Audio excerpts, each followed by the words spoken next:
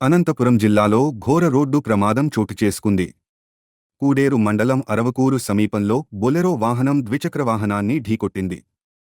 ఈ ప్రమాదంతో bike petrol tank పేలి మంటలు చెలరేగగా 2 యువకులు అక్కడికక్కడే మృతి చెందారు.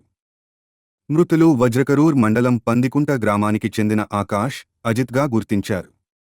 వీరు అనంతపురంలో పెళ్లికి వెళ్తుండగా ఈ దుర్ఘటన జరిగింది. ఈ ఘటనతో కుటుంబ సభ్యులు, గ్రామస్థులు తీవ్ర విషాదంలో మునిగిపోయారు. పోలీసులు కేసు నమోదు చేసి దర్యాప్తు ప్రారంభించారు.